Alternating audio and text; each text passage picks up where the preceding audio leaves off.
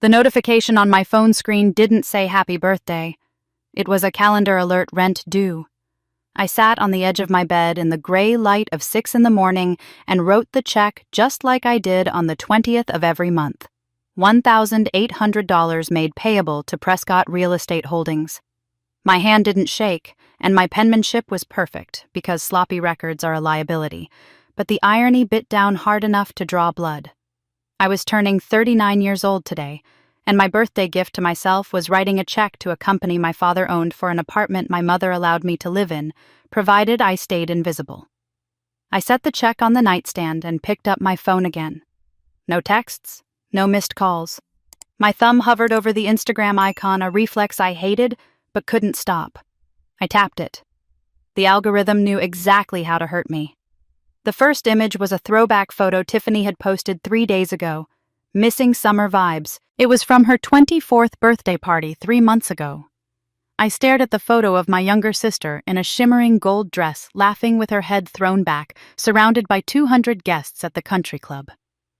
My parents were in the background, beaming in a way I had only ever seen them look at her. I had been there, of course. I was the one holding her purse while she cut the cake. I was the one who coordinated the caterers when the champagne ran low. I was the shadow in the corner of the frame, cropped out at the elbow. I closed the app and swallowed the familiar chalky taste of resignation. 39 years. You would think I would stop expecting the math to change. The phone buzzed in my hand, making me jump. The name on the screen made my heart stutter. Grandma Constance. She never called this early. Grandma was 84 and usually respected the unspoken rule that Prescott women did not disturb the peace before 10. I swiped right. Meredith? Her voice scratched through the speaker, breathless and sounding younger than she had in years. Listen to me carefully. I need you to go to Raymond Ashford's office. 10 o'clock sharp. Is everything okay? I asked. My mind immediately scrolling through worst-case scenarios. A fall, a stroke, a scandal. Should I call Dad? No, she snapped, the sharpness startling me. Tell no one. Especially not your mother. Just be there, Meredith. Please. She hung up before I could ask why, leaving me with nothing but the dial tone and a sudden vibrating anxiety. Grandma Constance was the only person in the family who looked me in the eye when she spoke to me, but she was also a Prescott. She didn't do drama without a reason. I had time before work to drop off the rent check and pick up the birthday card Grandma had mentioned she left at the main house for me last week. It was a detour I usually avoided, but the cryptic phone call had unsettled me. I needed to see the house to see if the ground was shifting there too. The driveway of the Prescott estate was lined with manicured oaks that cast long, accusing shadows across the gravel. I parked my sensible sedan between a Range Rover and a Mercedes convertible that belonged to one of my mother's charity committee members. The house was awake. I could hear the murmur of voices from the sunroom as I let myself in through the side entrance. I moved quietly. Invisibility was a skill I had honed over 4 decades, a survival mechanism that allowed me to exist in this house without triggering my mother's critical gaze. I walked into the formal living room intending to grab the card from the mantel and leave, but something stopped me. Grandma's old leather photo album was sitting on the coffee table. It was a heavy-bound thing smelling of cedar and thyme. Mom usually kept it locked in the library, claiming the humidity ruined the prints. I walked over and opened it. The first few pages were the early years of my parents' marriage, stiff poses, polite smiles. Then came the year I was born. I turned the page. A jagged strip of paper was all that remained. I frowned and turned another page. Another tear. Someone had ripped photographs out of the binding with frantic, careless force. I ran my finger along the rough edge where a photo used to be. I found one blurry picture of me as an infant, swaddled so tightly only my eyes were visible. Then I turned to the section labeled Tiffany. It was pristine. Dozens of pages perfectly preserved.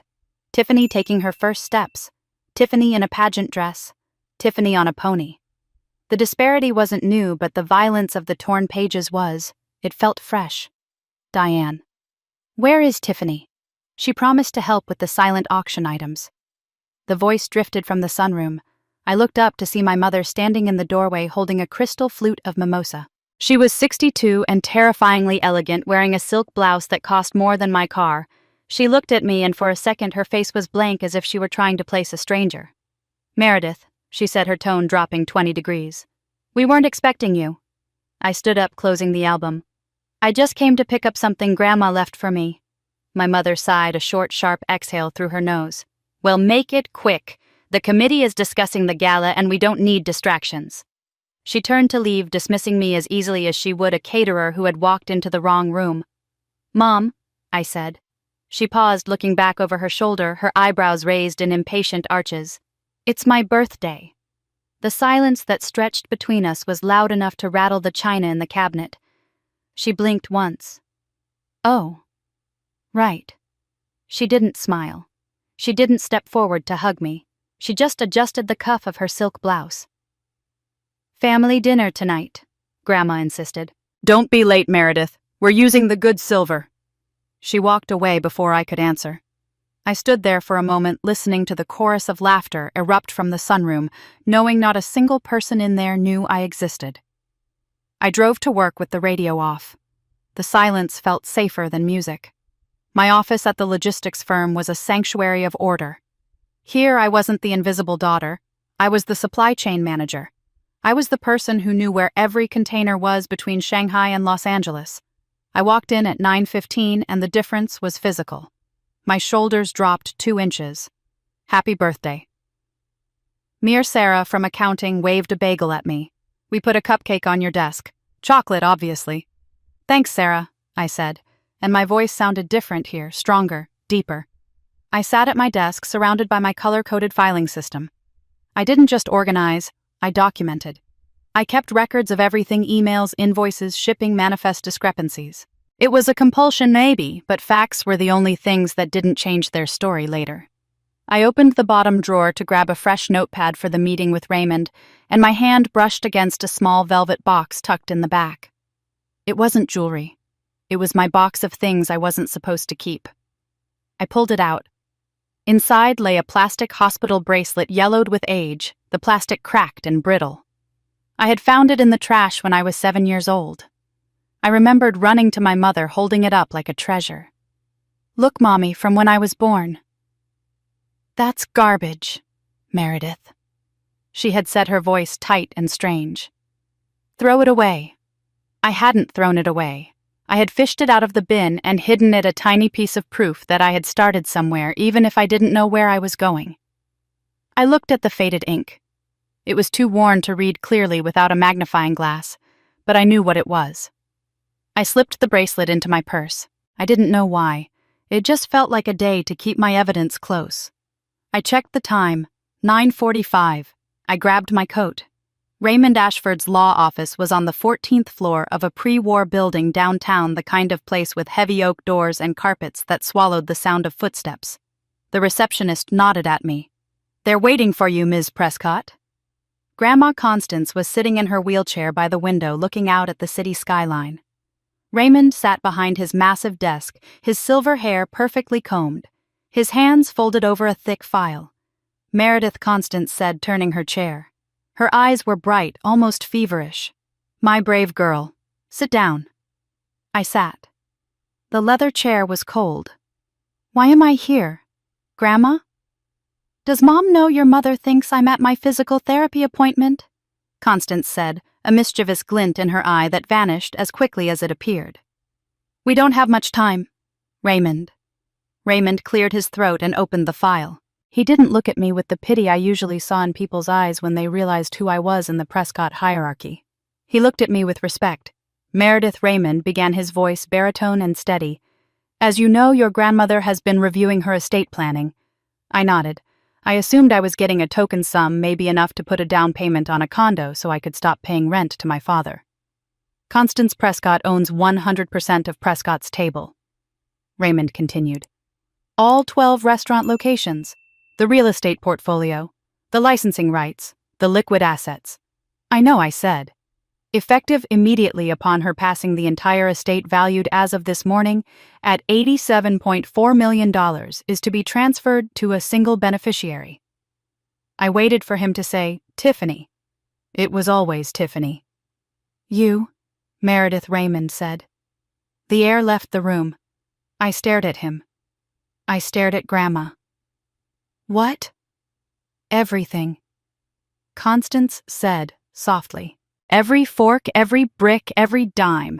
It's all yours, but… Tiffany, Mom and Dad… I stammered, my brain refusing to process the data. They get nothing, Constance said, her voice hardening into steel. Not a cent. My hands started to shake. Mom will kill me. She will actually kill me. Grandma, you can't do this. They'll contest it. They'll say you're… senile.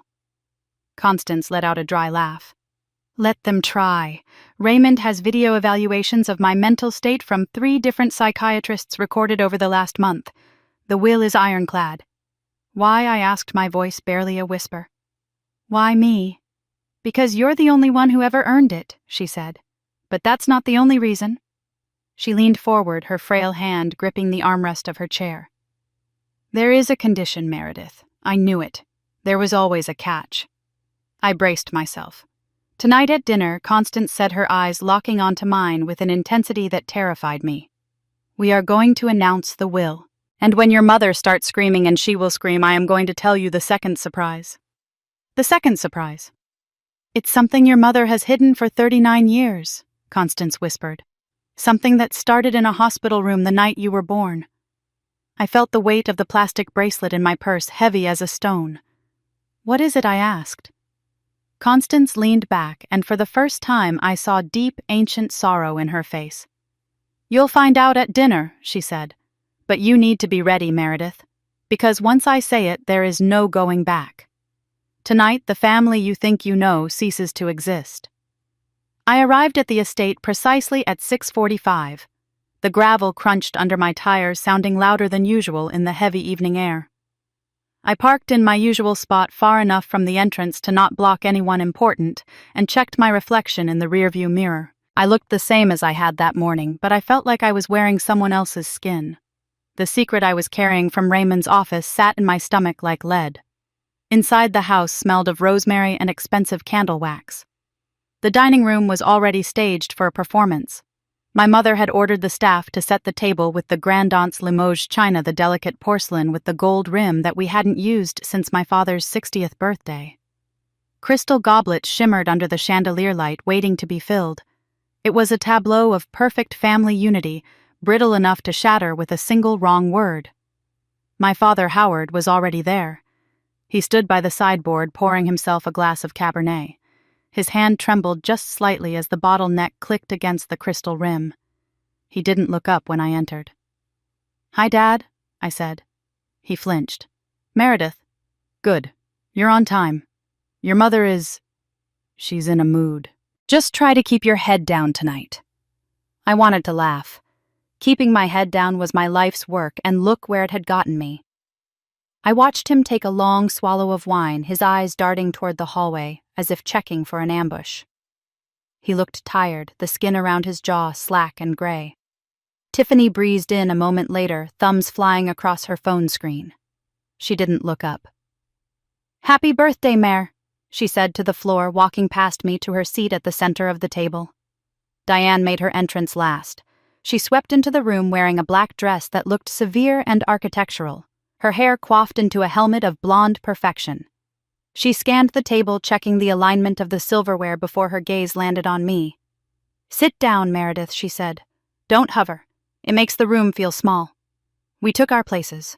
The silence was thick, punctuated only by the scrape of silver against porcelain.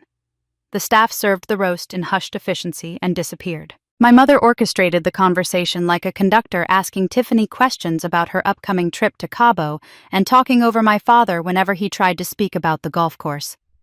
At the head of the table, Grandma Constance sat in her wheelchair. She hadn't touched her food. She was watching Diane with the predatory focus of a hawk circling a field mouse. Mother, you're not eating, Diane said, slicing her meat with surgical precision. Is something wrong with the roast? Constance set her fork down. The metal clinked against the china, a sharp, deliberate sound that stopped all other movement at the table. I am not hungry, Constance said, and we are not here to discuss the roast. Diane sighed, dropping her knife. Oh, please. If this is about the guest list for the gala, I already told you it is not about the gala. Constance cut in. Her voice was stronger now, projecting from her diaphragm the way she must have done 40 years ago when she ran the boardroom. I have made some decisions regarding my estate. The air in the room changed instantly. It grew thin and sharp. My father reached for his wineglass again. Tiffany finally put her phone down. I met with Raymond Ashford this morning, Constance continued. I have executed a new will. Diane let out a short, dismissive laugh. Mother, really, we have discussed this. The trust is already set up to divide the assets between the girls once Howard and I are gone. There is no need for drama. There is no trust, Constance said. Not anymore. I dissolved it.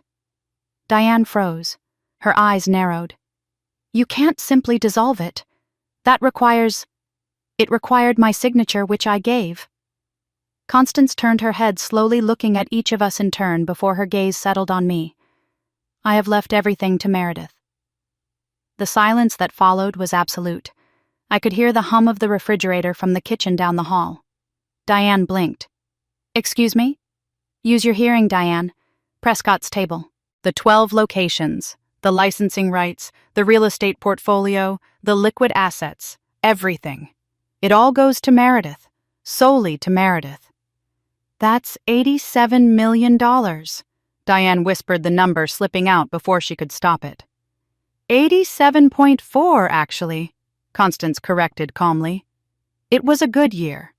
Tiffany looked between them, her brow furrowed. Wait, what about me? You have a trust fund from your grandfather, Constance said.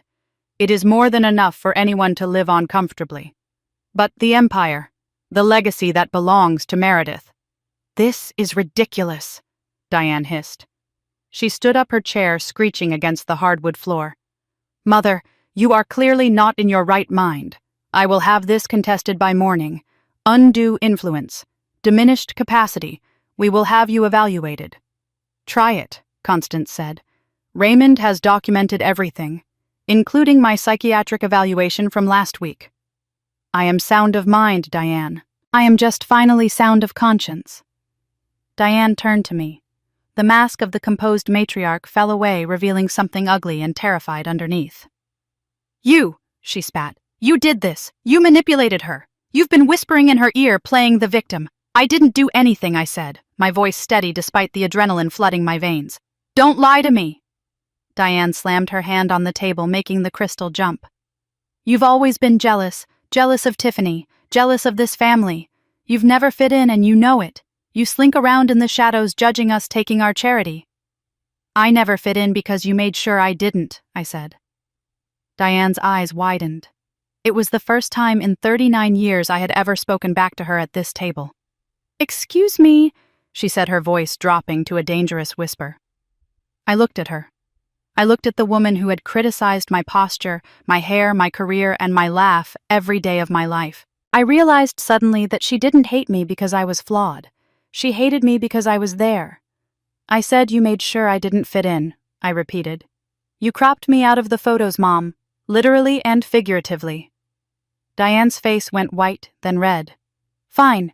If you want to be the heiress so badly, you can start by paying market rate for your life. That apartment you rent from the company, the lease is terminated, tonight. Pack your things and get out of my family's property, Diane Howard said weakly. Maybe we should— Shut up, Howard, she screamed, spinning on him. You are useless, absolutely useless. Dad shrank back into his chair, staring at his wineglass. Enabler to the end. Mom. What is happening? Tiffany asked, her voice trembling. Why are you so scared? I'm not scared, Diane snapped, but her hand was shaking as she pointed a finger at me. I want her gone. Now. Are you finished, Diane? Constance asked. Her voice was quiet, but it carried a weight that cut through Diane's hysteria. Diane panted, gripping the edge of the table. We are done here. I don't think so, Constance said. Because I believe I mentioned there was a second surprise. Diane froze. Her eyes darted to Constance's face, searching for something calculating the threat level. Sit down, Diane, Constance commanded. Diane didn't sit, but she stopped moving. Constance reached into the folder on her lap and pulled out a thick manila envelope. She placed it on the white tablecloth. It looked like a bomb. 39 years ago, something happened at St. Catherine's Hospital, Constance said. Something only a few people in this room know about. She looked at my father. Howard went pale, his face draining of color until he looked like wet clay. He squeezed his eyes shut. "Stop," Howard whispered. "Please, Connie, don't." Diane stared at the envelope. She stopped breathing. I saw a flicker in her eyes that I had never seen before. It wasn't just fear. It was the look of an animal caught in a trap realizing the hunter has arrived. "Diane, would you like to tell everyone?" Constance asked pleasantly. "Or shall I?" "I don't know what you're talking about," Diane said. Her voice was flat, mechanical. "Yes, you do," Constance said. "You have known for 39 years. The question isn't whether you know. The question is who in this family is really a Prescott." Tiffany laughed a nervous, high-pitched sound. "Grandma, what does that mean?" "Of course we're Prescotts." Constance looked at Tiffany with a softness that broke my heart. Then she looked at me. "I am saying," Constance said, measuring every syllable, "that neither of my son's daughters is actually his biological child." The room seemed to tilt. I gripped the edge of the table. "What?" I whispered. "Diane, stop her!" Tiffany cried out, looking at her mother. "Tell her she's crazy." Diane didn't move. She was staring at the envelope as if it were radioactive. "The woman who gave birth to Meredith was named Patricia Prentice," Constance said. "She was a single mother in the room next to yours, Diane. She died 3 days after giving birth due to complications. Patricia, my middle name, the name Diane had given me. A sick joke or a guilty conscience." "You were alone in the hospital." Constance continued looking at me. And Diane saw an opportunity. Her own baby wasn't perfect enough. Diane made a noise in her throat, a strangled sound of rage. "Perfect enough?" I asked. "She had a cleft lip," Constance said. "A small, correctable birth defect." But Diane couldn't bear the thought of bringing home a child who wasn't flawless, so she made a trade. She paid a nurse named Margaret Holloway $50,000 to swap the bracelets. Diane lunged for the envelope. "That is a lie." Constance slammed her hand down on top of it. "It is in the nurse's diary, Diane. I have the DNA tests." Diane recoiled, breathing hard. "So, I'm not..." I looked at my father. "You knew." He wouldn't look at me. He just wept silent tears tracking through the broken veins on his cheeks. "And Tiffany?" I asked, my voice numb.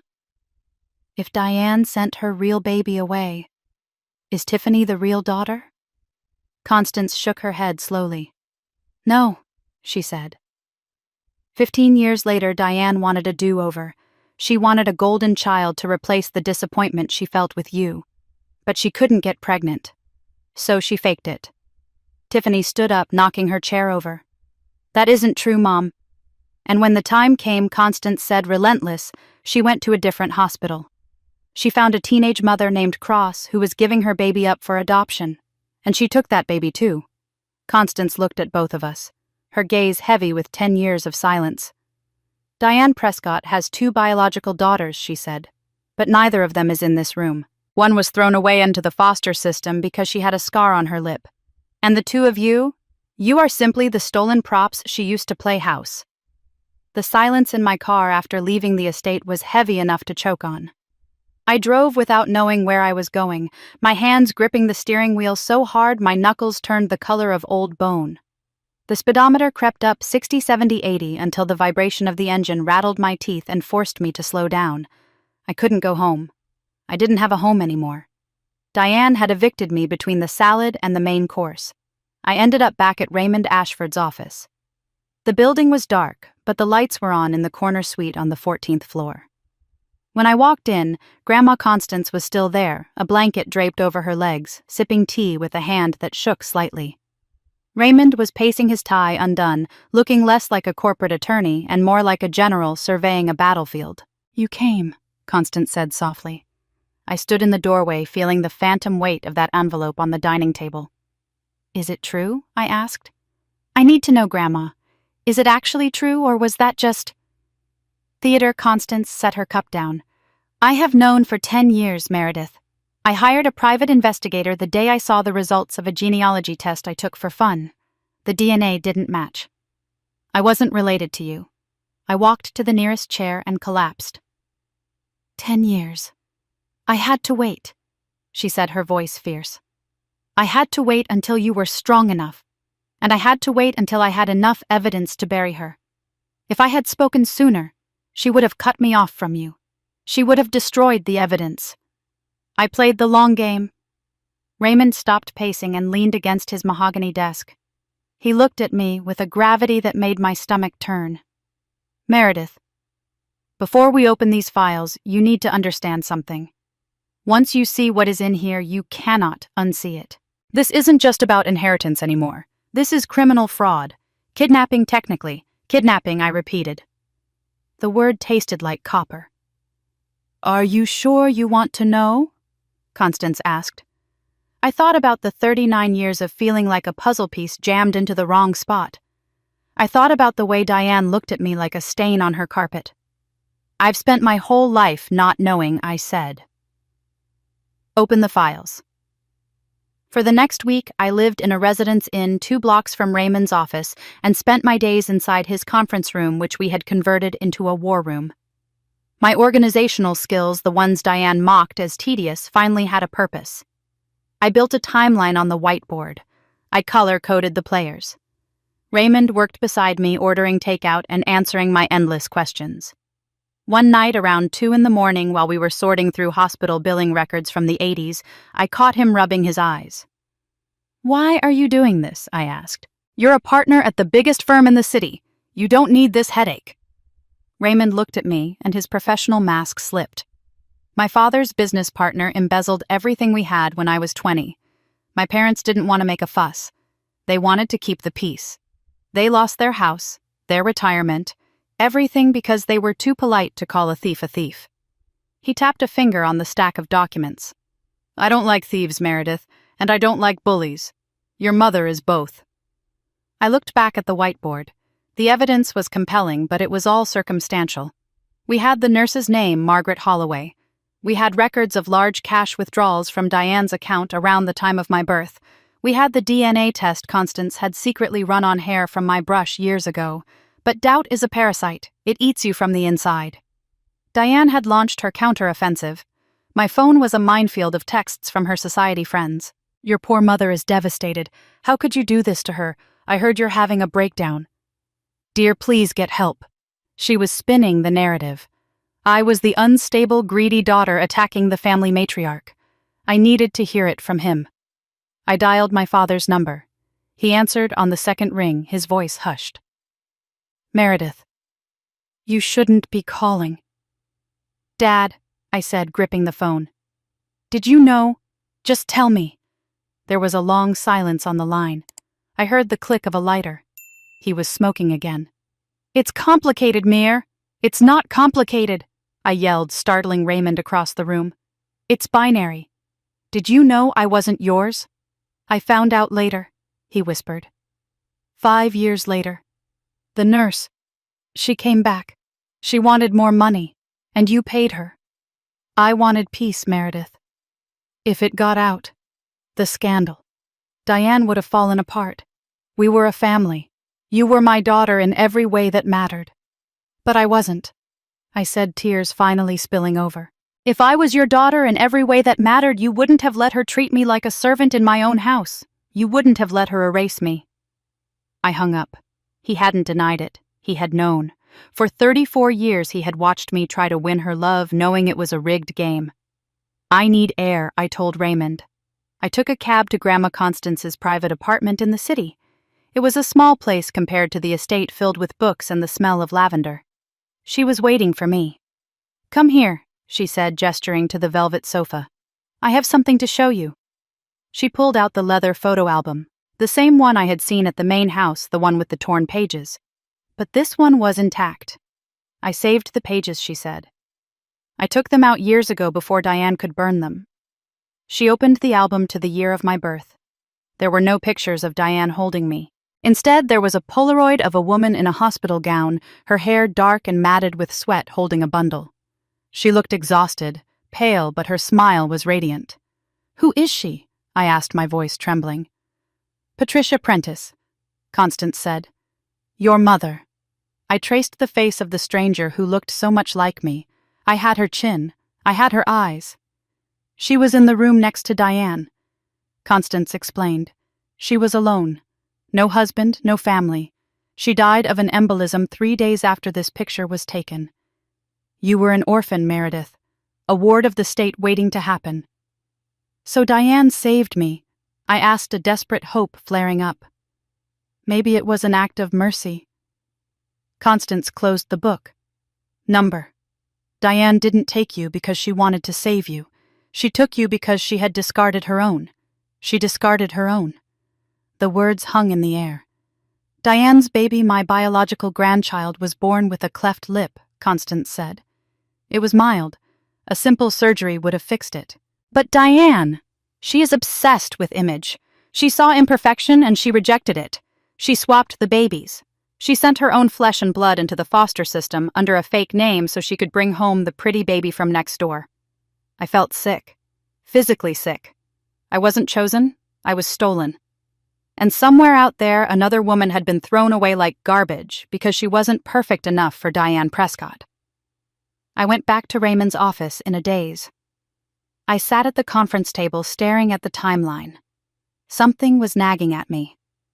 A loose thread. I opened my purse to find a tissue, and my fingers brushed against plastic. The hospital bracelet. The one I had found in the trash when I was 7. The one I had grabbed from my desk drawer on my birthday. I pulled it out and held it under the halogen lamp. The plastic was yellow and cracked, but the typed insert was still legible if you squinted. Baby girl Prentice. I stared at it. Prentice.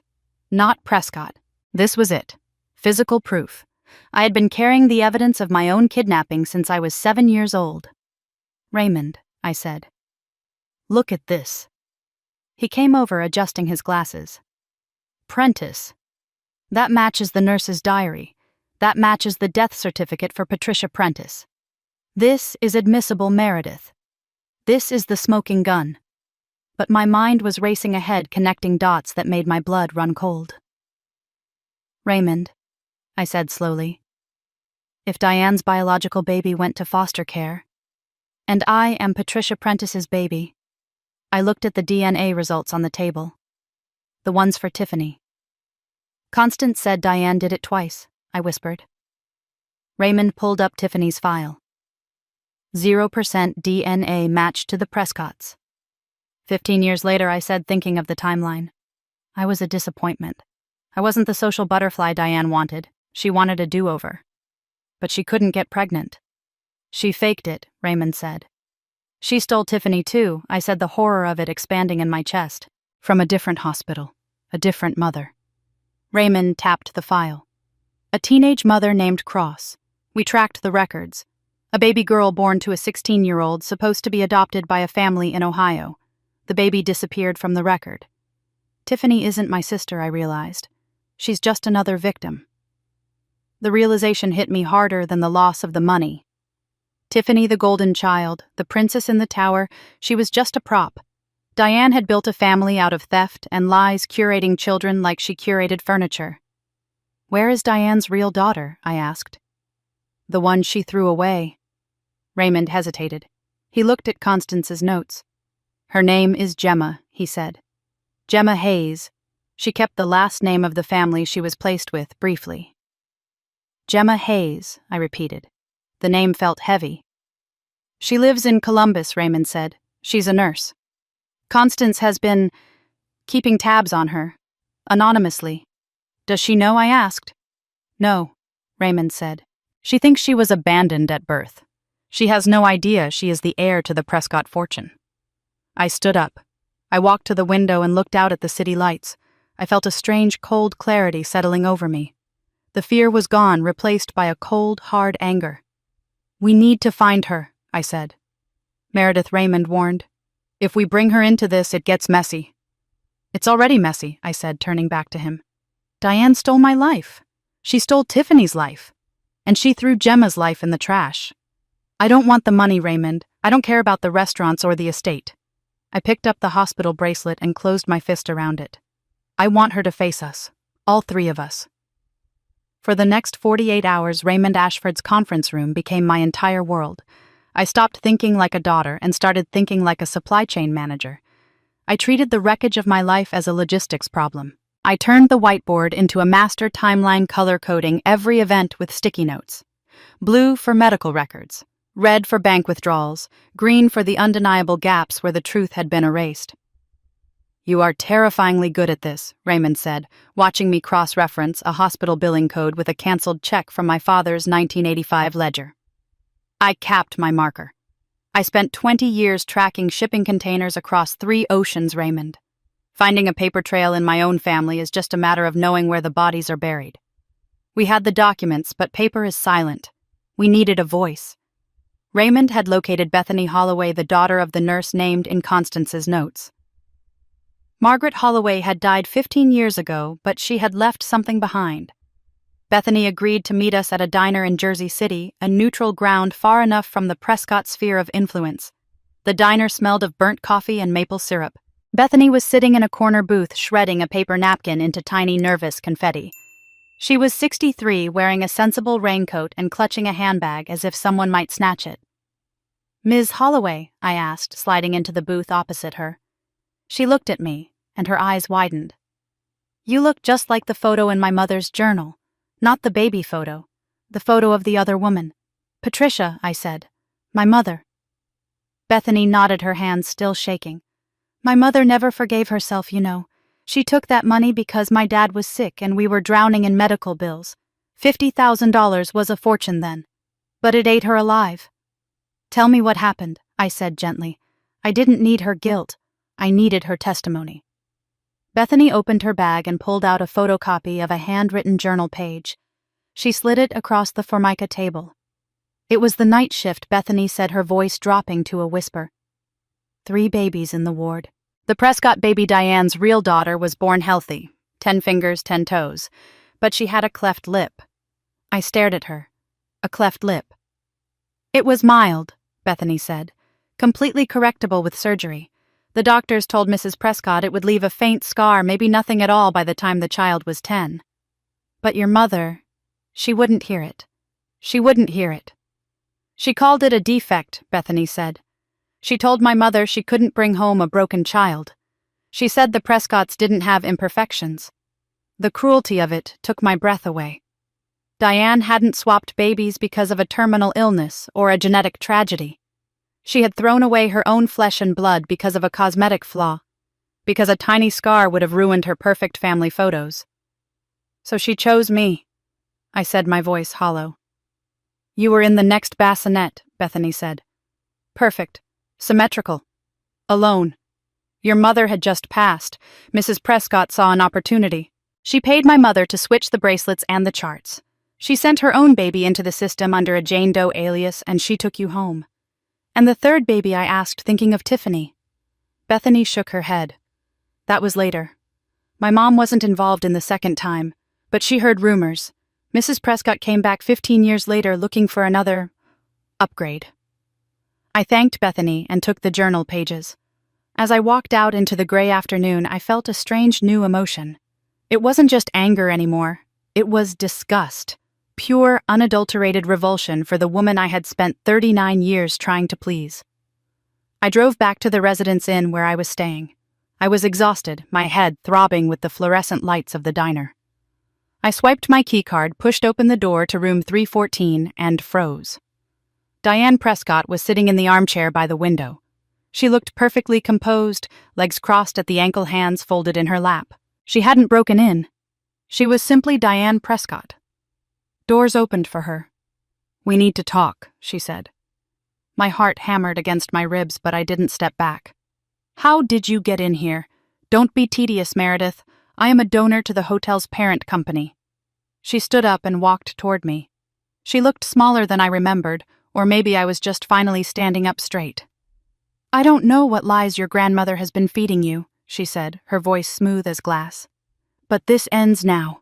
You are embarrassing yourself. You are embarrassing the family." I closed the door behind me. "I know about St. Catherine's, Diane. I know about both swaps. Her face didn't change, but her pupils contracted. A micro-expression of fear. You are delusional, she said. You are having a mental break. It happens to women your age who aren't settled. I walked past her to the mini fridge and grabbed a bottle of water. I wasn't going to offer her anything. I spoke to Bethany Holloway today, I said. I have Margaret's diary. I know why you gave her away. Because she wasn't perfect. Because of a lip scar. Diane flinched. It was violent and involuntary, a crack in the porcelain. You don't know what you're talking about, she hissed. I turned to face her. I know you paid $50,000 to buy a baby because you were too vain to love your own. And I know you did it again 15 years later with Tiffany because I turned out to be too quiet, too introverted, too much of a disappointment. Diane stepped closer, invading my personal space. The scent of her Chanel No. 5, usually comforting now, smelled like formaldehyde. Let's be practical, she said, her tone shifting from attack to negotiation. The inheritance? Keep it. Run the restaurants. I won't contest the will. I stared at her. You're bribing me. I am offering you what you want, she said. You want the money. Take it. You want the power. It's yours. Just stop digging. Stop asking questions. Burn those diary pages. She reached out and touched my arm. Her hand was cold. We can go back to normal, Meredith. You can be the heir. Isn't that what you always wanted? To be seen. I looked at her hand on my sleeve. For decades, I would have killed for this touch, for this acknowledgement. Now it felt like a shackle. What about Gemma? I asked. Diane froze. Her hand dropped from my arm. Who, your daughter? I said. Your real daughter. The one you threw away. I don't know anyone by that name, she said, but her voice wavered. She took a step back. I think you do, I said, stepping toward her. I think you have thought about her every day for 39 years. I think every time you looked at me, you saw the crime you committed. That's why you hate me, isn't it? Not because I'm not yours, but because I'm the evidence. Get out of my way, Diane said. She grabbed her purse and pushed past me to the door. I didn't try to stop her. I didn't need to. Her retreat was an admission of guilt louder than any confession. I went back to Raymond's office the next morning with the taste of victory in my mouth, but Raymond was the one who hesitated. He sat at the conference table rubbing his temples. Meredith. We need to be careful, he said. Careful. She offered me the empire to shut up Raymond. That is a confession. It is inadmissible hearsay, he corrected. In a court of law, she will deny it. She will say she was trying to calm a disturbed daughter, and her lawyers will spin a different story. What story? I asked. Raymond opened a file folder. The affair theory. I blinked. The what? Think about it. Raymond said. What if Howard isn't just an enabler? What if he is your biological father? What if he had an affair with Patricia Prentice? I sat down slowly. An affair. It would explain why Diane hates you, Raymond said. You would be the living proof of his infidelity. It would explain why she kept you but treated you like garbage. And it would explain why Howard stayed silent. He wasn't just protecting Diane, he was protecting himself. I felt the ground shift again. Could it be true? It made a twisted sort of sense. Maybe I wasn't a stranger. Maybe I was the bastard child, the result of a sin my father committed. If that's true, I said, then I really am a Prescott. And half this case falls apart. We need definitive proof, Raymond said. Grandma's DNA test was from hair samples. It is good, but it can be challenged. We need a medical grade test.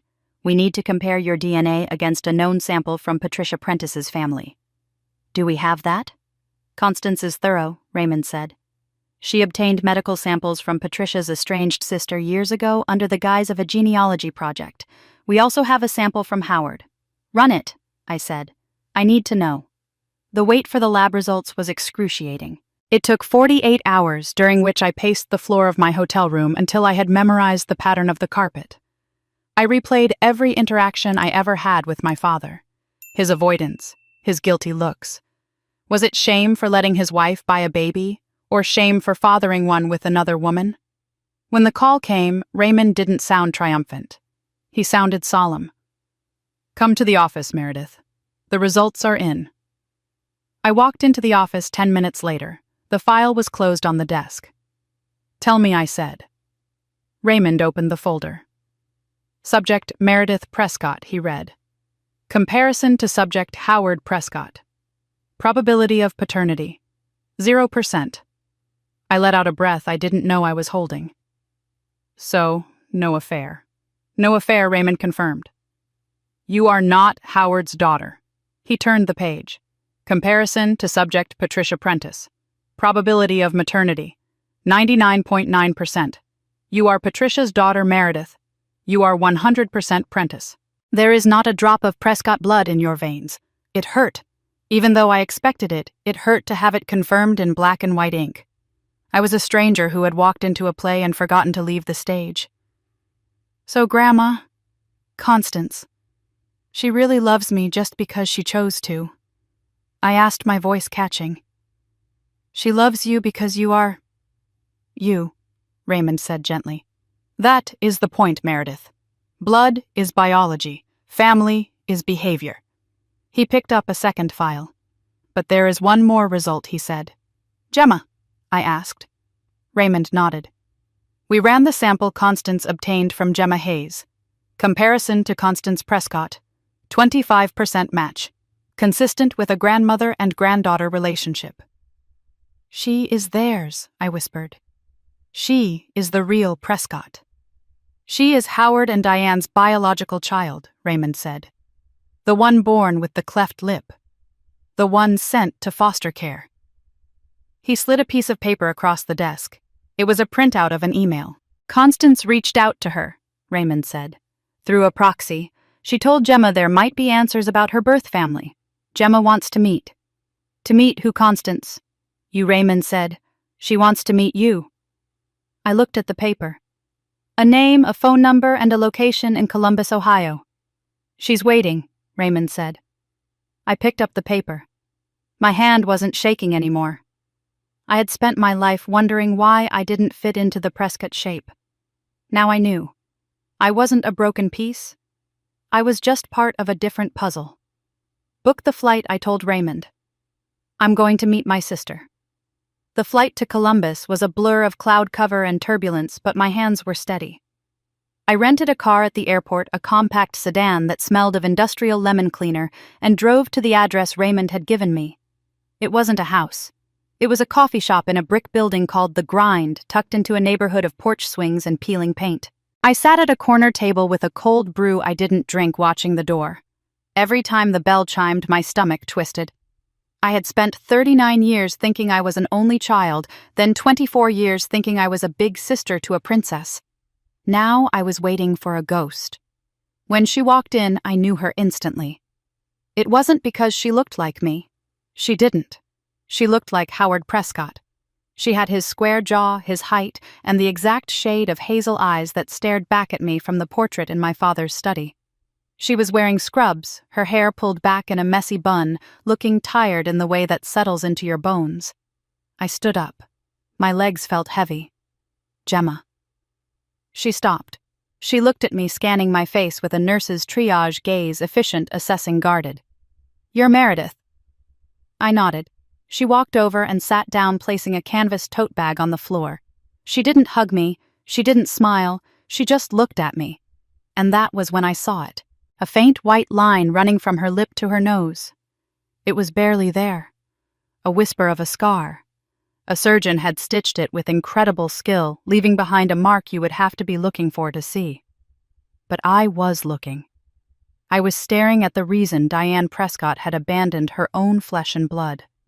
That tiny white line was the price of admission to the Prescott family, and Gemma hadn't made the cut. I'm sorry, I said. It was a stupid thing to say, but it was the only thing in my head. Gemma shrugged. She signaled a waiter and ordered a black coffee. Constance told me everything she said. Her voice was deeper than mine, rougher. She told me about the swap, about the money, about you. I don't know what to say, I admitted. I feel like I stole your life. Gemma laughed, a sharp, barking sound. You didn't steal anything. You survived it. From what Constance says, growing up in that house wasn't exactly a picnic. It wasn't, I said. I was the placeholder. The disappointment. And I was the reject, Gemma said. She took a sip of her coffee. I grew up in 3 different foster homes before I aged out. I put myself through nursing school working double shifts at a diner. I have 0 student debt and I own my condo. It's small, but it's mine. She leaned forward, her hazel eyes locking onto mine. I heard you're the heir now, she said. $87 million. It should be yours, I said. You're the blood relative. You're the Prescott. I don't want their money, Gemma said. I don't want anything from a woman who looked at a baby and saw a defect. She traced the rim of her cup. But I do want to see her face, she added softly. I want to stand in front of her and let her see exactly what she threw away. I want to know if she has a soul or if it's just empty space in there. We formed our alliance over cold coffee and stale muffins, 2 women who should have been strangers bound together by the same crime. When we left the cafe, I didn't feel alone anymore. I had an army of one. We flew back to the city the next morning. The war room at Raymond's office felt different now. It crackled with energy. We had the documents, we had the witness testimony, and now we had the living proof. Raymond laid the plan out on the table like a general. The Prescott Foundation Gala is in 2 weeks, he said. It is the highlight of the social season. The governor will be there, the press will be there. Diane will be in her element. It's perfect, I said. We hit her when she's on stage. We make it public. She can't spin it if everyone sees the evidence at once. Raymond nodded, but his eyes were serious. This is the nuclear option, Meredith. Once we do this, there is no going back. The fallout will destroy the family reputation permanently. The reputation is a lie, Gemma said from the corner. She was looking at a photo of Diane on the wall, her expression unreadable. Let it burn. Constance was on speakerphone from her physical therapy center. Her voice was weak, but clear. Be careful, my girls. A cornered rat bites. Diane has been quiet for 3 days. That is not peace. That is preparation. I looked at the stack of evidence. The DNA tests. The diary. The hospital records. We have her grandma. She can't fight math. She can't fight biology. Don't underestimate her need for survival, Constance warned. But give her hell. There was one loose end. One person who deserved to know the truth before the world did. I'm going to see Tiffany, I said. Gemma looked at me. The princess. Why, she's the golden child. She won't believe you. She's a victim too, I said. She was stolen just like I was. She deserves a chance to stand on the right side of this. I drove to Tiffany's penthouse in the city center. The building was glass and steel screaming money. My parents paid the mortgage, the HOA fees, and the doorman's Christmas bonus. Tiffany answered the door wearing yoga pants and holding a green juice. She looked annoyed to see me. Mom says you've gone crazy, she said, not stepping back to let me in. She says you're trying to destroy the family because you're jealous of the inheritance. I pushed past her. We need to talk, Tiff. I walked into her living room, which was decorated in shades of cream and beige, perfectly mimicking Diane's aesthetic. I sat on the white sofa and pulled the file from my bag. Mom is lying to you, I said. She has been lying to you since the day you were born. Tiffany rolled her eyes and remained standing arms crossed. Oh my God, Meredith. Save the drama for your therapist. I'm busy. You're not a Prescott, I said. That stopped her. She froze the green juice halfway to her mouth. Excuse me. I opened the file. I laid out the birth certificate we had tracked down, the hospital admission records for a 16-year-old girl named Sarah Cross, the timeline gaps. You were born in Ohio, I said. Your mother was a teenager. She gave you up for adoption, but you never made it to the agency. Diane found you. She arranged a private transfer that wasn't legal. She pretended she was pregnant, wore the pads, staged the baby shower, and then brought you home. Tiffany stared at the papers. Her face twisted. This is fake. You typed this up. I have the DNA results, I said, pointing to the chart. 0% match to Dad. 0% match to Mom. Stop it! Tiffany screamed. She threw the file onto the floor. Papers skidded across the hardwood. You are sick. You are actually sick. Mom loves me. She has always loved me. She loves you because she chose you. I yelled back, standing up. She picked you out like a handbag, Tiffany, because I wasn't good enough. Because her real daughter wasn't good enough. You are the replacement for the replacement." Tiffany's chest was heaving. Her eyes were wet, wild with panic. "Get out! Get out of my house!" "I'm trying to save you," I said. "When this comes out, and it will come out, you need to know who you are." "I know who I am. I'm Tiffany Prescott, and I am calling Mom right now to tell her you are harassing me." She grabbed her phone and started dialing her fingers, shaking so hard she dropped it once before picking it up. "Ask her about Gemma," I shouted as I walked to the door. Ask her about the daughter she threw away because of a scar. I slammed the door behind me, my heart racing. I had tried. I had planted the seed. But as I rode the elevator down, I felt a creeping dread. I hadn't saved Tiffany. I had just pulled the pin on a grenade and handed it to her. I went back to my hotel room. The adrenaline was fading, leaving me jittery and cold. I poured a glass of water and sat by the window watching the city lights flicker on. I waited for Tiffany to call back to ask questions, to apologize. The phone didn't ring. The silence stretched for an hour, then 2. Then my phone buzzed. It wasn't Tiffany. It was Raymond. "Meredith," he said. His voice was tight. "We have a problem." "What happened? Did Tiffany call Diane?" "She did," Raymond said. "And Diane didn't waste a second. She just filed an emergency restraining order against you. She claims you forced your way into Tiffany's home and threatened her with violence." "She's lying," I said, standing up. "I just showed her the papers." "There's more," Raymond said. "She filed a petition an hour ago to have Constance declared incompetent. She's claiming you are manipulating an elderly woman with dementia to alter her estate planning. She's asking for an emergency conservatorship. She can't do that.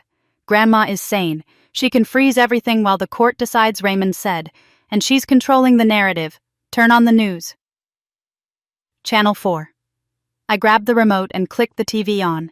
There was Diane. She was standing on the steps of the Prescott estate, dabbling at her eyes with a handkerchief. A cluster of microphones was thrust in her face. "It is a tragedy," Diane was saying, her voice trembling perfectly. "My eldest daughter has struggled with mental health issues for years. We tried to protect her privacy, but after she threatened her sister today, we have no choice but to seek help. We just want her to be safe." The chyron at the bottom of the screen read, "Heiress Drama. Prescott daughter accused of assault." My mouth fell open. She had flipped it. She had taken the truth and inverted it until I was the villain and she was the grieving mother. My phone buzzed again. An unknown number. I stared at it. The dread in my stomach turned into ice. "Hello," I answered. "Miss Prescott." The voice was male, authoritative. "This is Detective Morrison with the Cleveland Police Department. We have received a complaint regarding a domestic disturbance at the residence of Tiffany Prescott. We also have allegations of elder abuse regarding Constance Prescott." I gripped the phone. "That's not true. None of that is true." "I need you to come down to the station, Miss Prescott," the detective said. "We just want to ask you a few questions." I looked at the TV screen. Diane was still talking, looking brave and heartbroken. I looked at the file on the bed. The truth, the evidence, the reality. It didn't matter. In the court of public opinion, the truth hadn't even put its shoes on yet, and Diane's lie had already run a marathon. "I'm coming," I whispered. I hung up. The victory I had felt in the war room, the certainty that justice was inevitable, dissolved like sugar in hot water. I wasn't the hunter anymore. I was the prey. The interrogation room at the 2nd District smelled of floor wax and stale anxiety. I sat in a metal chair that was bolted to the floor, my hands clasped so tightly on the table that my knuckles were white ridges. Raymond sat beside me, his briefcase open, his posture rigid. Across the table, Detective Morrison flipped through a file that was already terrifyingly thick. He looked tired, a man who had seen enough family disputes to know they were usually messier than street crime. "Your mother states that you have a history of episodes," Ms. Prescott, Morrison said, not looking up. "She claims you stopped taking your medication recently." "I don't take medication," I said, my voice shaking. "Because I don't have a condition." Raymond put a hand on my arm to silence me. "Detective, my client has no history of psychiatric treatment. These are fabrications designed to discredit her in a pending estate dispute." Morrison looked up then. His eyes were flat, unimpressed. "We have a sworn statement from Tiffany Prescott that you forced your way into her home, screamed incoherently about stolen babies, and physically threatened her. We also have a statement from Diane Prescott, alleging that you have been isolating your grandmother, Constance Prescott, and coercing her to sign documents she doesn't understand." I felt the blood drain from my face. It was a masterclass in distortion. Diane hadn't just lied. She had taken the truth and inverted it like a photo negative. I was the one investigating stolen babies. Constance was the one who initiated the will change.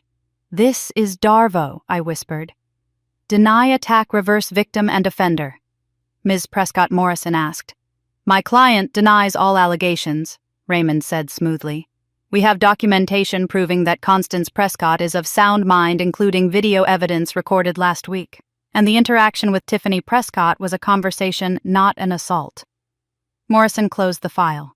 "Look, folks, I'm not a probate judge, but when I get calls about elder abuse and domestic disturbances involving one of the biggest families in the city, I have to investigate. For now, Diane Prescott has been granted a temporary restraining order. You are to stay 500 yards away from her Tiffany Prescott and the Prescott estate." "What about my grandmother?" I asked. Morrison sighed. "Social Services is opening an inquiry into her care. Until that's resolved, access may be restricted." I walked out of the station feeling like I was moving through underwater currents. I had the truth. I had the evidence. But Diane had the story. We stepped out onto the sidewalk and the night exploded into white. Flashbulbs popped in rapid succession, blinding me. A wall of reporters had gathered at the bottom of the precinct steps. Microphones were thrust toward us like spears. "Meredith. Is it true you attacked your sister? Are you contesting the will? Do you have a comment on your mother's statement about your mental health?" Raymond grabbed my elbow, steering me toward his waiting town car. "Don't look at them. Don't say a word." I ducked my head, shielding my eyes, but I saw the headlines in my mind already. Unstable heiress, family tragedy.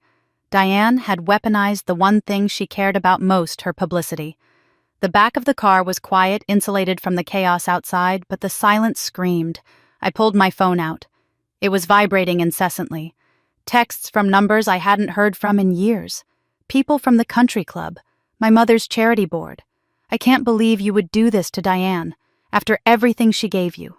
You need Jesus and a psychiatrist, Meredith." I scrolled through the hatred, feeling a cold numbness spread through my chest. This was what she did. She didn't just fight you, she erased you. She turned your entire world into a hostile witness. My phone rang again. The screen said Dad. I stared at it. Raymond watched me. "Answer it," he said softly. "Record it." I swiped the screen and put it on speaker. "Dad, Meredith," his voice was slurred. He had been drinking. "Meredith, you have to stop this. Stop what I asked. Stop telling the truth." "You're destroying us," he wept. "The news, the police. Diane is in a state. She's talking about checking into a clinic for exhaustion. Do you know what this does to our standing? To the business? I don't care about the business, Howard." I used his first name. It felt like cutting a cord. "I care about the fact that you lied to me for 39 years. "I didn't lie," he stammered. I didn't say anything. There's a difference." "No, there isn't," I said. "You knew I wasn't yours." "When did you know 5 years in?" he whispered. "That nurse, Holloway. She wrote to us. She wanted more money. Diane handled it. She told me everything." "And you stayed," I said. "You looked at me every morning across the breakfast table, knowing I was a stranger's child you bought to fix a cosmetic error, and you stayed." "I stayed for you," he shouted, his voice cracking. "You think you would have been better off in the system? You had a good life, Meredith. Private schools, cars, a trust fund. I gave you a father. You gave me a landlord," I said. "You gave me a roof over my head as long as I played the role of the invisible, grateful daughter." I took a breath. The question had been eating at me since I saw the files on Tiffany. "And Tiffany?" I asked. "Did you know about her too? Or did Diane lie to you about the pregnancy?"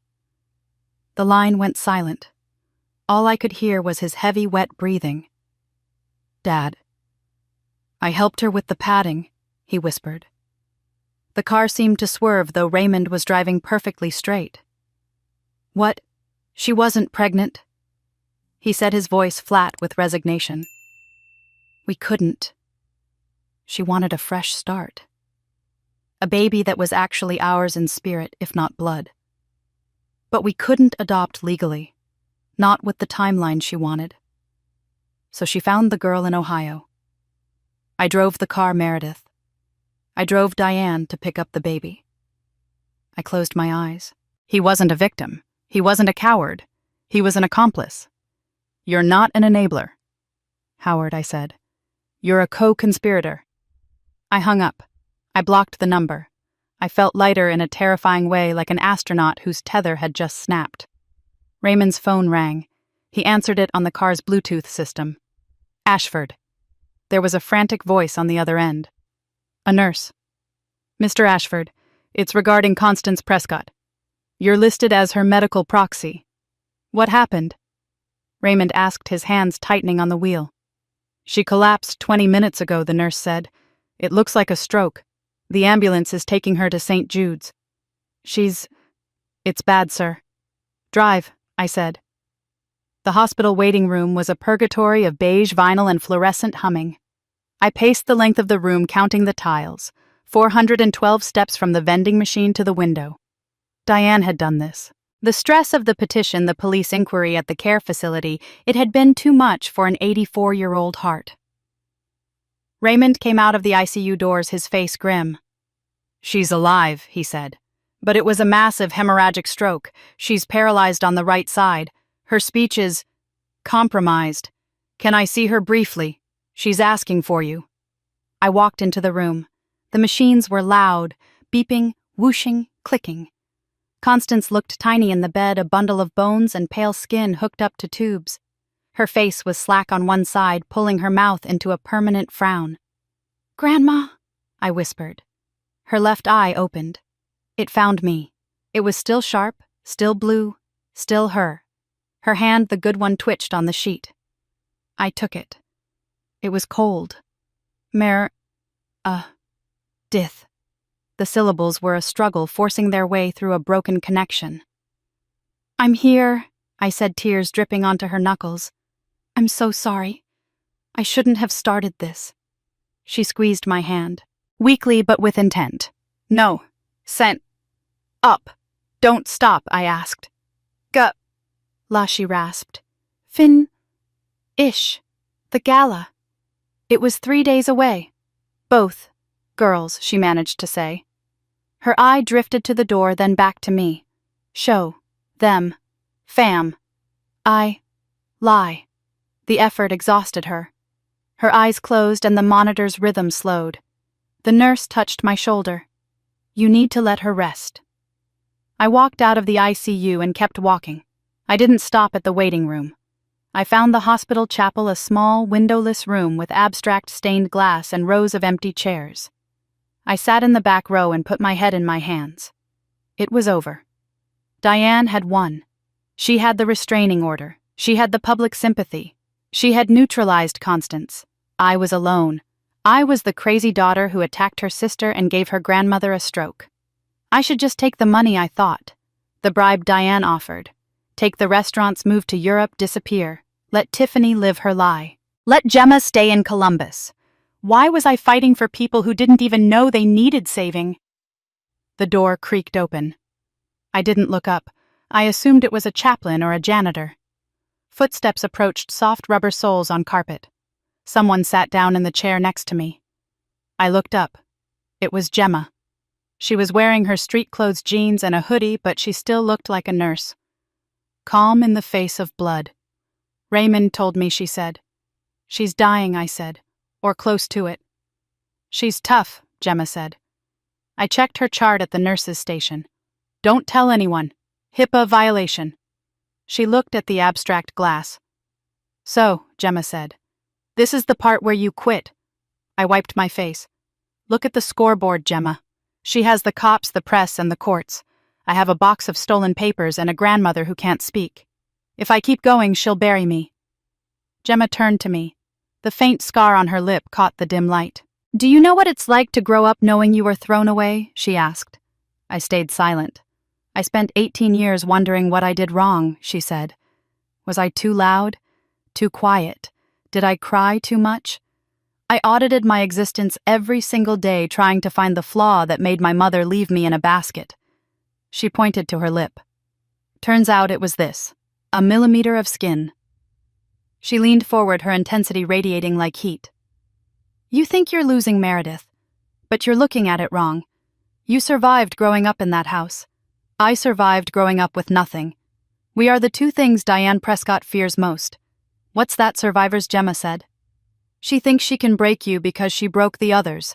She broke Howard. She broke Tiffany. But she didn't break me because she never kept me, and she didn't break you because you never let her in." She stood up. "The gala is in 72 hours. You can walk away. You can take the payout and let her win. Let her keep Tiffany as her pet. Let her keep her reputation." She offered a hand to me. "Or we can go to that party. We can stand on that stage. And we can show the world what a Prescott family reunion really looks like." I looked at her hand. It was rough, scrubbed raw from years of hospital soap. It was a worker's hand. I thought about Constance's whispered command. "Show them family." I wasn't a Prescott by blood. I wasn't a Prentice by memory. I was something new, something forged in the fire of Diane's ambition and cooled in the shadow of her neglect. I took Gemma's hand. I stood up. "Let's finish it," I said. I woke up with a crick in my neck and the taste of stale hospital coffee in my mouth. The morning light filtering through the blinds of Constance's room was gray and unforgiving, washing out the color of the sterile walls. My grandmother was asleep, her chest rising and falling in a rhythm that was too shallow for my liking. But she was alive. I watched her for a long moment. For 39 years, I had defined myself by who I wasn't. I wasn't the favorite. I wasn't the beauty. I wasn't the biological daughter. I had spent 4 decades begging the universe to explain why I wasn't enough, hoping that if I just followed the rules and paid my rent on time, someone would finally hand me a certificate of existence. I stood up and stretched, feeling my spine pop. I walked to the window and looked out at the parking lot. The woman who had driven to Columbus yesterday to meet a stranger was gone. The woman who had cowered in police stations was gone. I didn't need Diane to tell me I mattered anymore. I didn't need my father to defend me.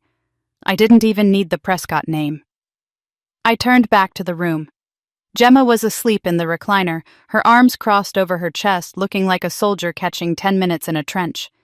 I picked up my phone and dialed Raymond. "I'm going to the gala," I said when he answered.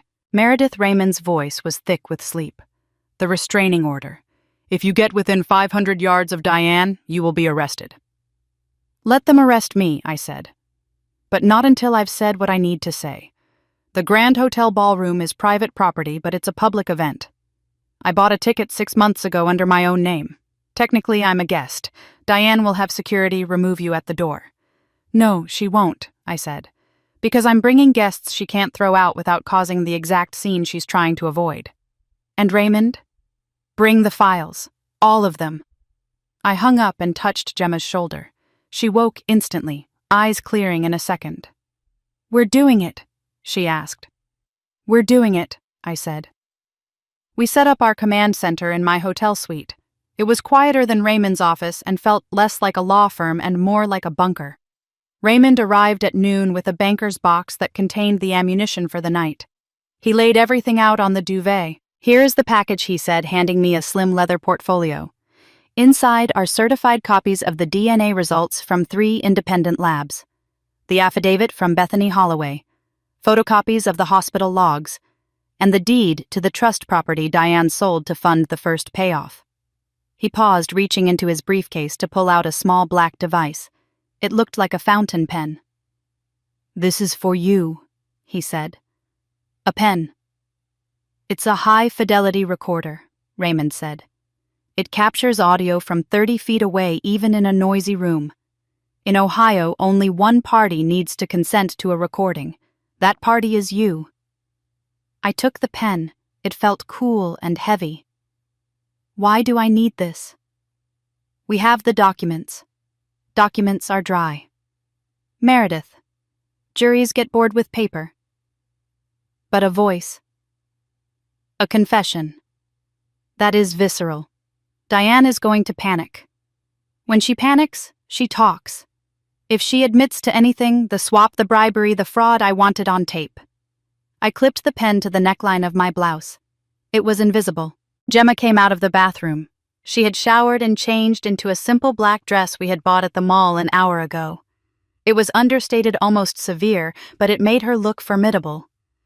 She stood in front of the full-length mirror, touching her face. "I've never worn anything this expensive," she said. "It costs less than one of Diane's scarves," I said. She turned to me.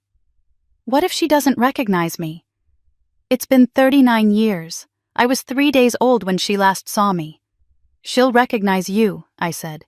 "You have Howard's eyes, and you have the one thing she's spent 4 decades trying to forget." I pointed to the mirror, to the faint white line on her lip. "That isn't a scar, Gemma," I said. "It's a signature." A knock at the door made us all jump. Raymond moved to cover the documents, but I checked the peephole. It was a courier. I opened the door. He held a long garment bag with the Prescott Foundation logo on the zipper. "Delivery from St. Jude's Hospital," the courier said. "From a Mrs. Constance Prescott." I took the bag and hung it on the closet door. I unzipped it slowly. Inside was a gown of midnight blue silk vintage Valentino. It was the dress Constance had worn to her husband's inauguration as chairman of the board 30 years ago. It was armor. Pinned to the fabric was a note in shaky left-handed script: "Wear it well, make me proud." I ran my hand over the silk. I wasn't going as the invisible daughter tonight. I was going as the matriarch in waiting. My phone buzzed on the nightstand. I expected it to be a reporter or maybe a flying monkey from Diane's charity circle. I looked at the screen. Tiffany. I stared at the name. My thumb hovered over the decline button. She had filed a police report against me. She had called me crazy. "Answer it," Gemma said from the bed. I slid the icon to green and put it on speaker. "Hello, Tiffany." "Meredith." Her voice sounded small, tinny, stripped of its usual vocal fry. "I'm here," I said. "I went into Mom's office," Tiffany whispered. "After you left. I wanted to prove you wrong. I wanted to find my baby book and shove it in your face." I waited. The silence on the line was heavy with the sound of someone's world ending. "I found a box," she said. "It was taped under the bottom drawer of her desk. It had a hospital bracelet in it." "The one from the trash?" I asked. "No," Tiffany said. "A different one. It says Baby Girl Cross. And there was a receipt, Meredith. A receipt from a law firm in Columbus for facilitation services. Dated 3 days before my birthday." She let out a sob, a raw, ugly sound that had nothing to do with socialite tantrums. "You were right," she choked out. "God, you were right. I'm nobody. You're not nobody," I said, firmly channeling the voice Constance used when she wanted things done. "You are Tiffany Cross. You were born to a 16-year-old girl who wanted you to have a better life. Diane stole that choice from her, and she stole your history from you. But you are still you." "Who am I?" she asked. "I'm a fraud." "You're a victim," I said. "Just like me. Just like the sister you haven't met yet." There was a pause. "Sister. Her name is Gemma," I said. "She's sitting right here. She's the one Diane gave away to make room for us." I heard Tiffany take a shaky breath. "What happens tomorrow? Are you going to destroy her?" "I'm going to tell the truth," I said. "Whatever happens after that is just gravity." There was a long silence. I thought she might have hung up. "I want to come," Tiffany said. "No," I said immediately. "It's too dangerous. She'll turn on you." "She lied to me for 24 years, Tiffany said. And for the first time I heard a flash of steel in her voice. "She made me think I was special. She made me think I was the chosen one. But I was just inventory. I want to be there, Meredith. I want to stand next to you." I looked at Gemma. She gave a small, sharp nod. "Meet us in the lobby of the Grand Hotel at 6:45, I said. "Wear something black. We're going to look like a funeral procession." The sun went down, turning the sky the color of a bruise. I stood in front of the mirror in the midnight blue gown. It fit perfectly, as if Constance had known 40 years ago that her granddaughter would one day need to wear it into battle. I pulled my hair back severe and clean, no hiding tonight. I picked up the leather portfolio. I checked the pen recorder clipped to my bodice. I checked my phone. It was time. I dialed Constance's room at the hospital. The night nurse answered and held the phone to my grandmother's ear. "Grandma," I said. "Mère, she rasped. "I'm going," I said. "I have the dress, I have the files, and I have the girls." "Good," she whispered. I looked at my reflection. I didn't see the woman who wrote rent checks to her father's company. I didn't see the woman who cropped herself out of photos. I saw someone new. "I'm scared, Grandma," I admitted. "Fear is fuel," she breathed. "Burn it." I hung up. Gemma was waiting by the door. She looked at me and her eyes widened slightly. "You look like her," she said. "Not Diane." "Constance." I took a deep breath. "Ready to meet your mother?" I asked. Gemma touched the scar on her lip. "I've been ready since the day she left me in that bassinet." We walked out of the hotel room, the door clicking shut behind us, with a sound like a rifle bolt sliding home. We didn't speak in the elevator. We didn't speak in the Uber Black that took us through the city streets.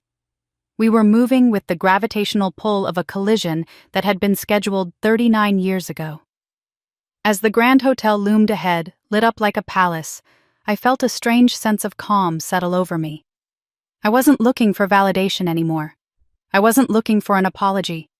I was looking for the exit. And the only way out was through the ballroom.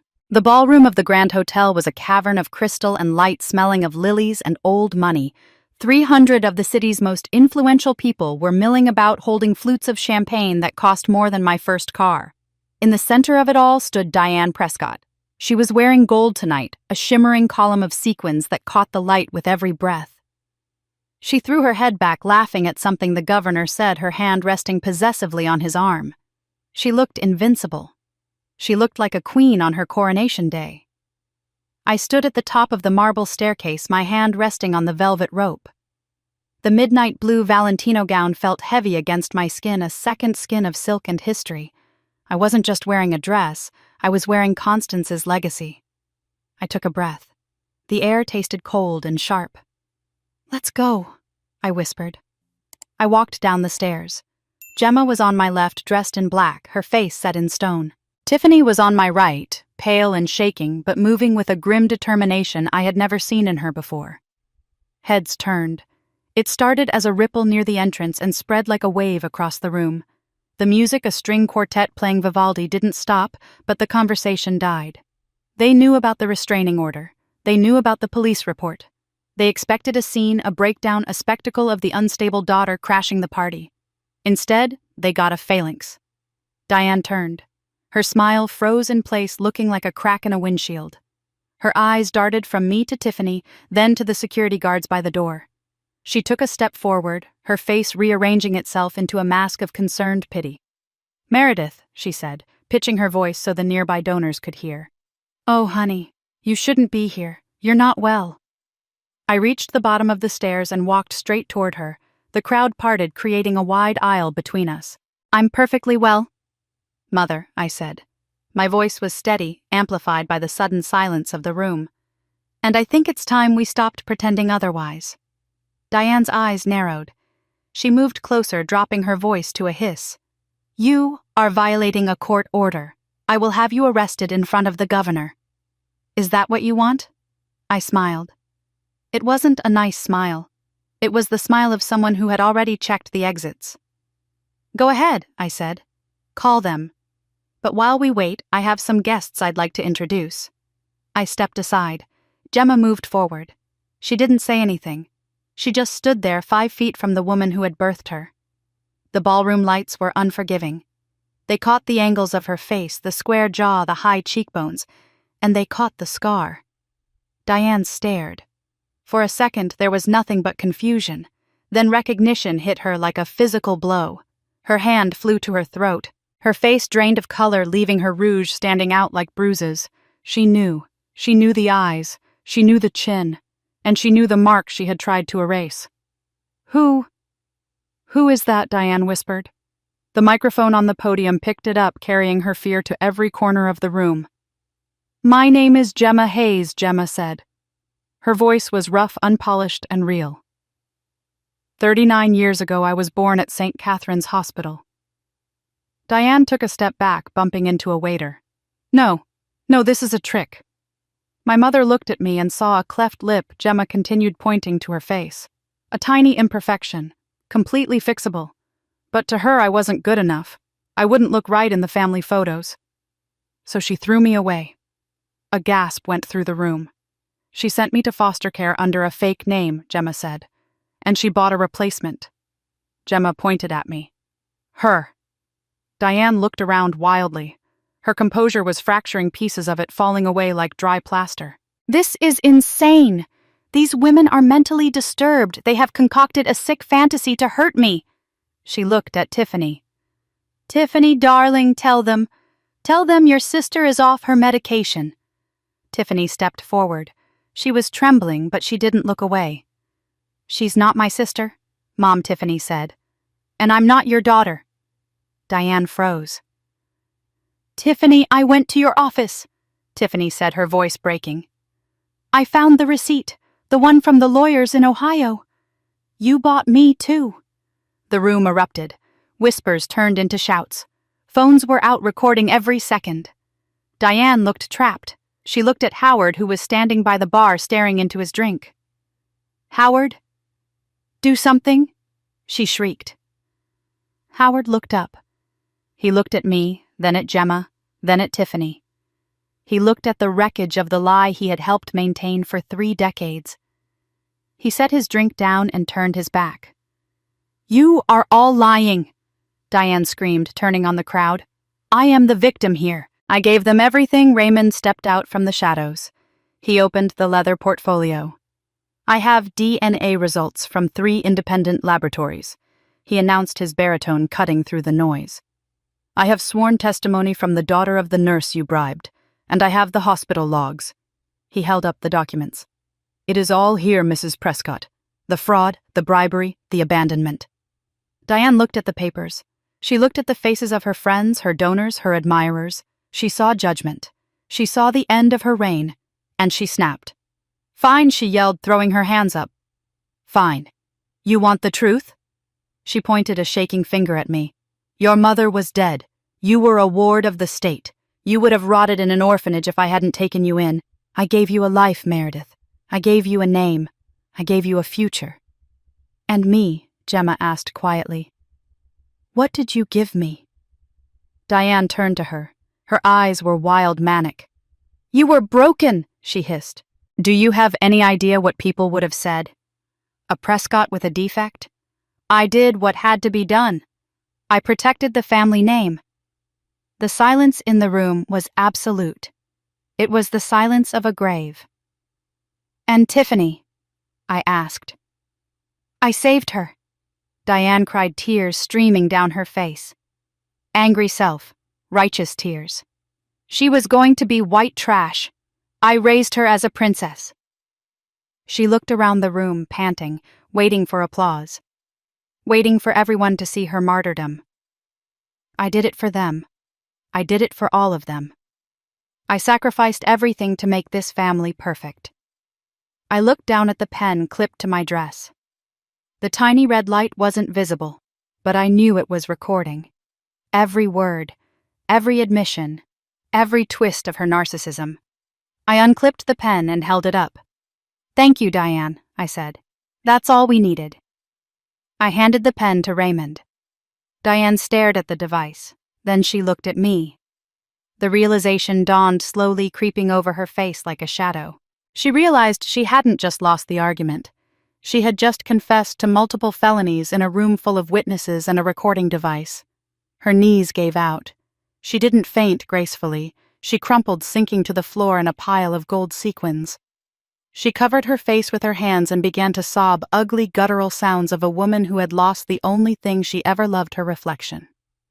The police arrived 10 minutes later. They didn't put her in handcuffs, she was too prominent for that indignity, not yet, but they escorted her out.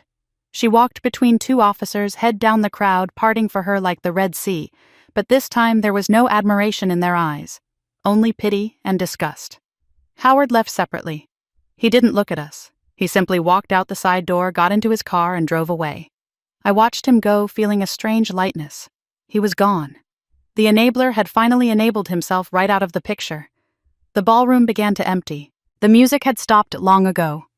The governor had vanished. The donors were scrambling to distance themselves. I stood in the center of the empty dance floor with Gemma and Tiffany. Tiffany was crying quietly. "I'm sorry," she said, wiping her eyes. "I'm so sorry I called you crazy. I'm sorry I didn't believe you." I put an arm around her shoulders. "It's okay. You were surviving. We all were." Tiffany looked at Gemma. She hesitated, then held out a hand. "I'm Tiffany," she said.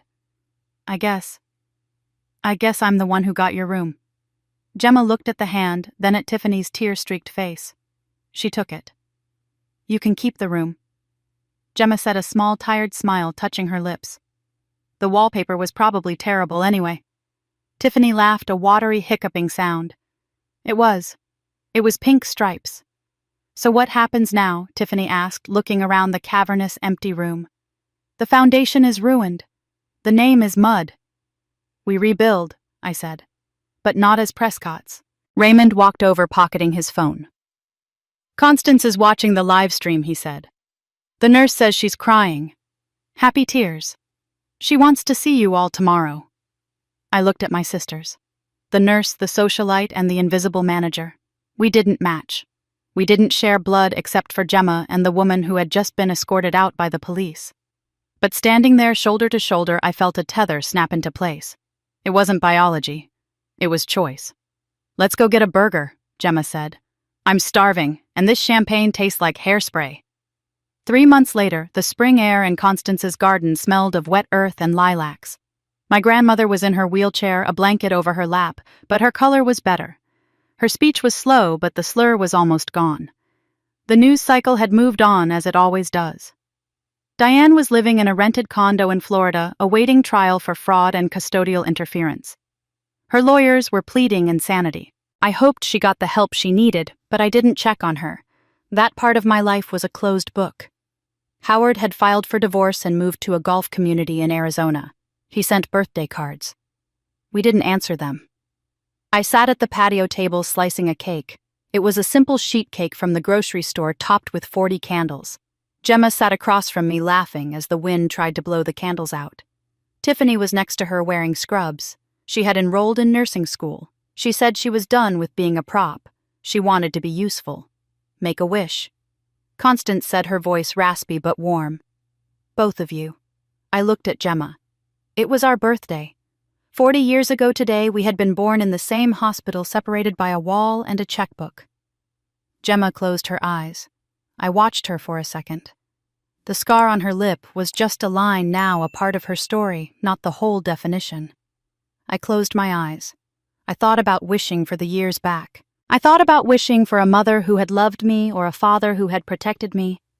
But those were old wishes. Wishes for a person who didn't exist anymore. I listened to the wind in the trees. I heard Tiffany giggling as she blocked the wind with her hand. I heard Constance humming. I didn't need to wish for a family. I was sitting at the table with them. I blew out the candles. "Happy birthday," Gemma said, opening her eyes. "Happy birthday," I said. I cut the first slice and put it on a plate for Constance. Then I cut one for Gemma and one for Tiffany. I sat back holding my own plate and took a bite. It was sweet, simple, and real.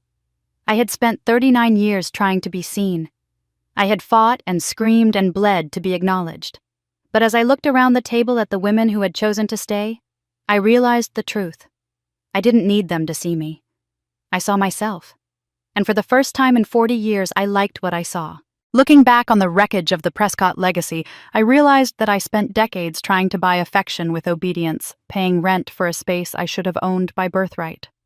I learned the hard way that you cannot earn love from people who are committed to misunderstanding you, and that silence doesn't save families, it only allows the rot to spread. True family isn't determined by whose DNA you carry or whose name is on the birth certificate. It is defined by safety, by consistency, and by the people who refuse to let you walk through the fire alone.